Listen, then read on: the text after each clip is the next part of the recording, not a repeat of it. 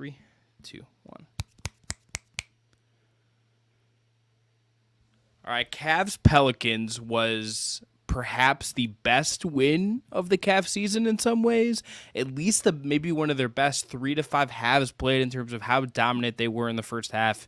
Joining me to break this game down is the man you just heard. Help me break out the trade deadline. It's Danny Cunningham. Danny, what stands out to you from Cavs Pelicans? A 118-107 Cavs win that I think felt like a much bigger win than an 11-point win.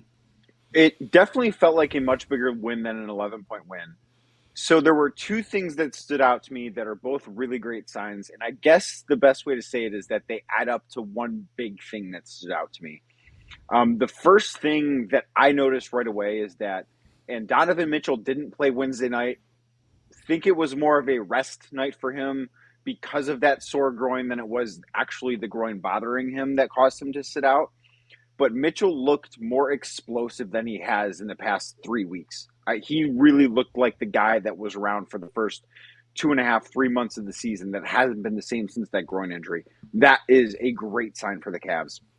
The other thing, Chris, is that Evan Mobley, despite that, and Mitchell was awesome tonight. He had 30 points on 21 shots. He was fantastic. Despite that, Evan Mobley was the best player on the floor. And there have not been nights. There have been moments where Evan's been the best player on the floor when Donovan's got it going on.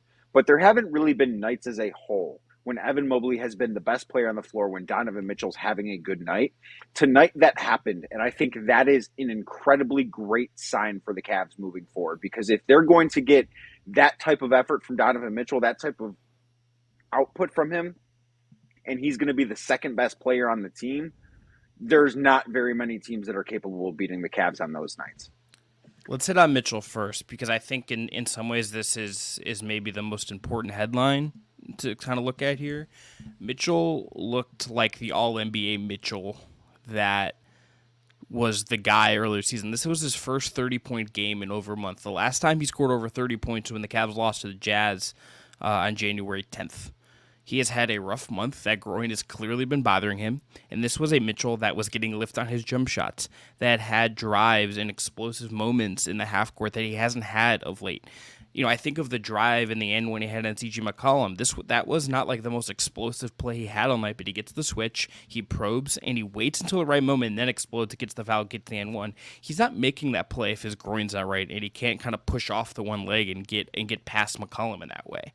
And then you saw the defensive possession he had on Brandon Ingram was just like pure effort and pure just motive. Yeah. This is the best Mitchell has looked in a while, and it comes at a good time. This is right around the All-Star break. You want the best Mitchell you possibly can have for the Philly game next week if you're the Cavs, and it's just you need him healthy. The best version of this team, the team that has a chance to make some noise in the playoffs, has to have this Mitchell, and he looks right, and that's big, big, big for the stretch run going into the All-Star break. It's huge for them, Chris. You hit on everything. The defense, and I think that as a team, the Cavs really looked connected defensively. And New Orleans made some tough shots at times. I actually think that the Cavs probably played a little bit better defense than the number of points that they gave up tonight. Mm-hmm. Mitchell was really good on both ends of the floor. And this dates back even further than when he hurt his groin the last time they played the Pelicans, when New Orleans was in town on Martin Luther King Day. I think it was the Suns game, the first Suns game. It was the game after his 71-point game where he slipped on the floor. And I think it was then that he tweaked his groin, and then he injured it worse on MLK Day. If you think back to since that 71-point game, he's really not been very good. Or I shouldn't say not been very good. He's still been good, but he hasn't been nearly as explosive. And I think tonight we really saw that. And what I'm now most curious, because as we record this, it's almost 1 o'clock in the morning, Saturday, February 11th. The Cavs play another game in less than 20 hours. What's Donovan Mitchell going to look like then? If he plays tomorrow, which we don't know if he's going to at this point, if he plays in that game and he looks the way that he did tonight, I really, really feel good about the Cavs.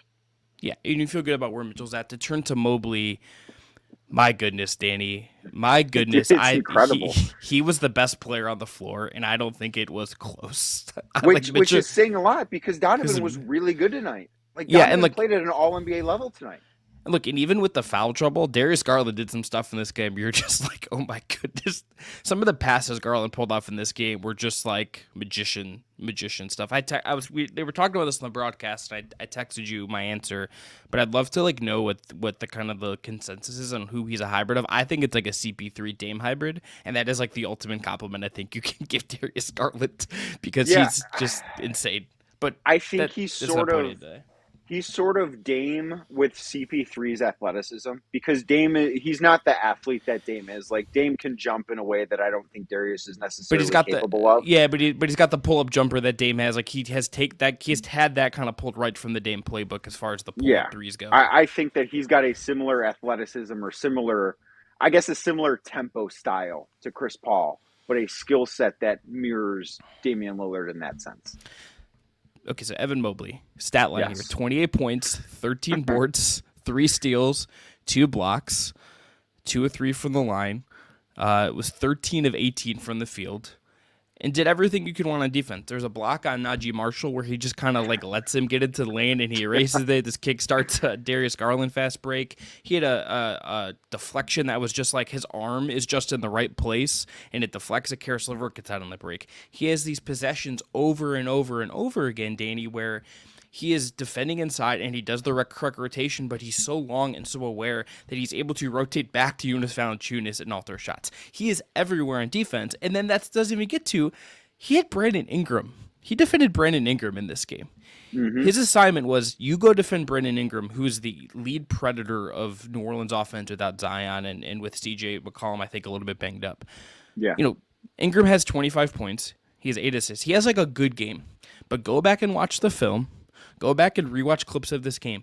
The only moments Ingram felt like a part of this game were when Dean Wade is guarding him, or he gets the switch on to Jared Allen and he's able to go to work there, or the couple of times Okoro defended up on him. When it's Mobley, Mobley's eating his space. He's denying him clean looks. He's denying him driving lanes. Ingram, not once did I feel he looked comfortable with Evan Mobley on him. And this is like the successor to the Jimmy Butler defensive game that Mobley had a couple weeks ago. This guy is leveling up, and he's an all defensive level guy because he's doing this kind of stuff. He's just sensational. He's the best player on the floor in this game, and it's not close. So I want to speak to what you said about like always kind of having his hand or his arm in the right place and the rotations that he makes, because I've noticed that a lot throughout really the last 4 or 5 weeks. Like there will be times when guys will do that Nash dribble sort of where they don't necessarily get all the way through the paint, but they dribble around, they don't attempt a shot, and they want to turn back to attempt a pass. It's not that Evan knows where to be.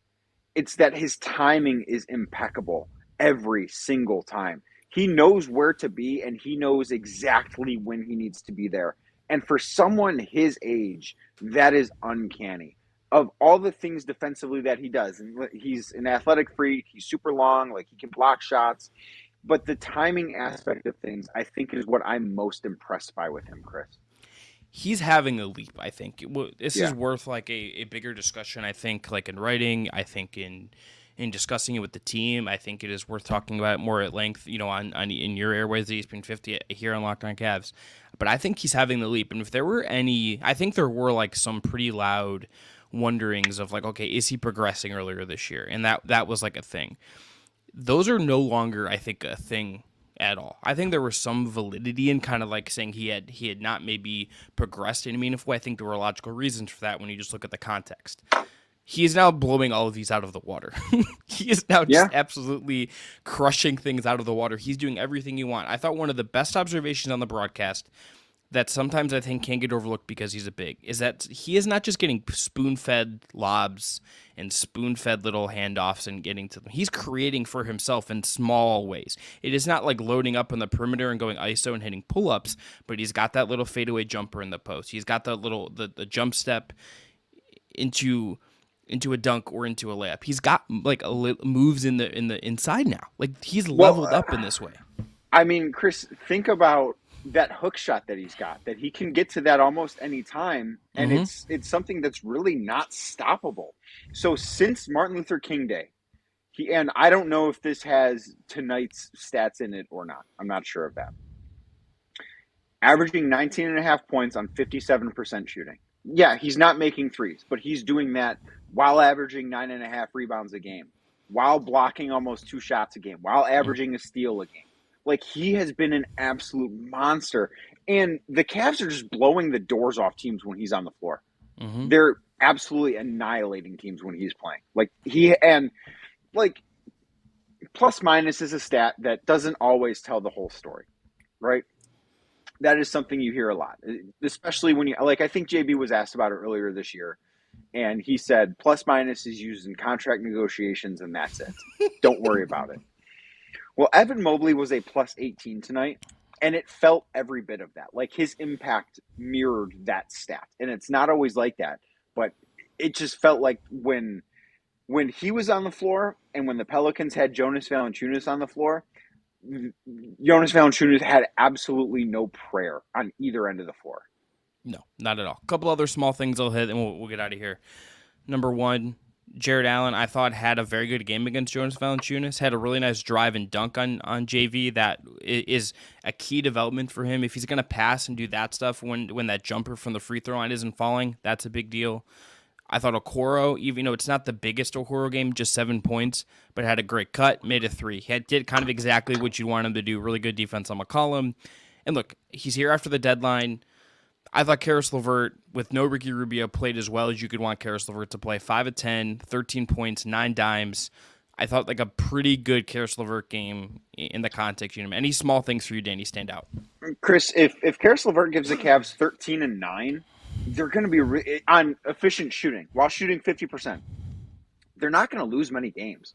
Like, the Cavs can get into trouble when Karis LeVert's the third ball handler the way he was tonight, and he goes 4 of 13 and finishes with 9 points and 5 assists and 4 turnovers. When Karis LeVert gives you almost a double-double, the Cavs are not going to lose. Like, that's just – he is an X factor in that sense. And I think Isaac Okoro's in a similar light. It's certainly different skill sets, but like, games when Isaac Okoro scores 15 points, the Cavs just are not going to lose very many of them. That's how I feel about Karis LeVert. Hello to Danny's wonderful cat. That's an Evan move. That's an Evan move from you right there. But that's going to be it. Yeah, it's okay. It's wonderful. This is a pro pet podcast. I'm a dog person, but cats are welcome. This is a pro cat podcast. So if they make you happy, they make you happy. Cavs beat the Pelicans 118 to 107. Look, animals are good. 118 to 107. Like, to basically kind of cruise through the fourth quarter. It didn't matter. Dominant first half. Mitchell looked great. Mobley was the best player on the floor. Fun stuff. Bulls up next. We'll cover that next segment, or if you're listening to that on Sunday morning, you can listen to that on Sunday morning. Thanks again to Danny for coming through, and sorry I haven't ducked you again, Danny. He wants no parts of this, man. He does not want any of that smoke. No smoke.